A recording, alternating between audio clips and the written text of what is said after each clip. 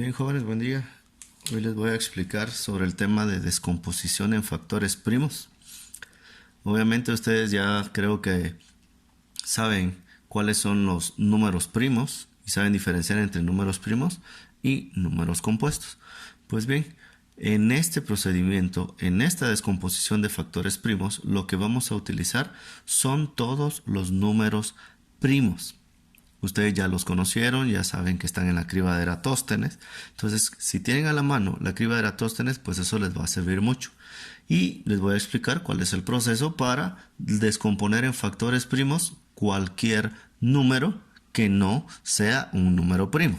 Entonces vamos a empezar. Los números compuestos son los que yo puedo descomponer en factores primos. Bien, empecemos. Pues yo voy a poner como ejemplo el 120. Y me dicen, bueno, necesito que descomponga en factores primos el 120. Bien, vamos a iniciar recordando cuál es el primer número primo. Recordemos, ¿cuál es el primer número primo? Sí, es el 2. Entonces, voy a colocar el número 2. Y sé que 120 es divisible dentro de 2 porque su último dígito es 0. Entonces, 120 dividido 2 es 60. Bien. Aquí aplico también las reglas de divisibilidad.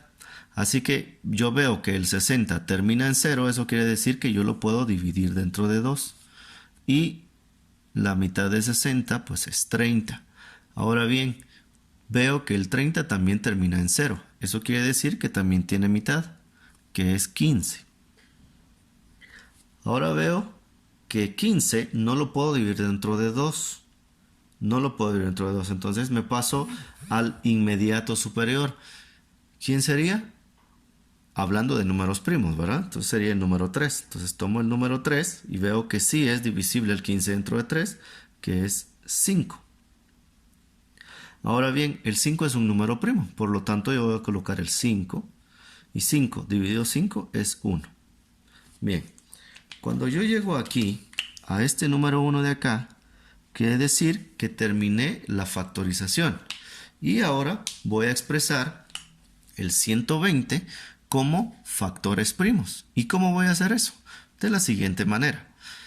Yo veo que el 2 aparece ¿cuántas veces? Contemos. 1, 2 y 3 veces. Recordemos que estos factores primos se están multiplicando. O sea, que este 2 se está multiplicando por el 2, por el 2, por el 3 y por el 5. Bien. Como se está multiplicando, yo lo puedo colocar como producto de factores primos. Bien, entonces voy a ver, el 2 aparece 3 veces. Entonces, el 2 lo puedo elevar al cubo. Y 2 elevado al cubo, como ya sabemos potencias, son 8. Entonces veamos aquí, 2 por 2, 4. 4 por 2, 8. Me da lo mismo, entonces lo puedo colocar de esta manera. 2 elevado al cubo. Eso multiplicado por 3. Y por último, multiplicado por 5. Y aquí tengo factorizado el número compuesto 120. Lo factoricé y lo representé como el producto de factores primos.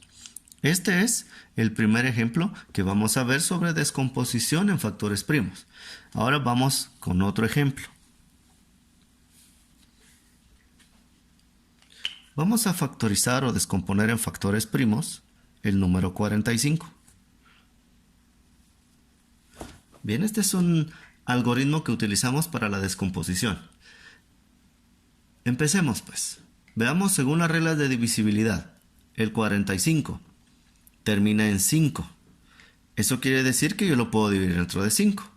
Pero cuando hago descomposición de números primos, tengo que empezar desde el primer número primo, que es 2. Veo que no lo puedo dividir dentro de 2 porque termina en 5. Acordémonos que puedo dividir cualquier número dentro de 2 si termina en 0, 2, 4, 6 u 8. Ahora, me paso al número siguiente. Estamos hablando de números primos. El número siguiente es 3. Ahora voy a ver.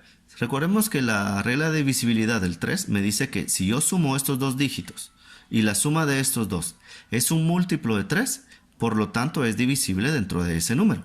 Y 5 más 4 son 9. Y 9 es múltiplo de 3, por lo tanto sí lo puedo dividir dentro de 3. Entonces 45 dividido 3 son 15. Bien, ahora, ¿se recuerdan que en el ejemplo anterior 15 yo lo podía dividir dentro de 3? Sí, ¿por qué? Porque 5 más 1 son 6 y 6 es múltiplo de 3, por lo tanto lo puedo dividir dentro de 3.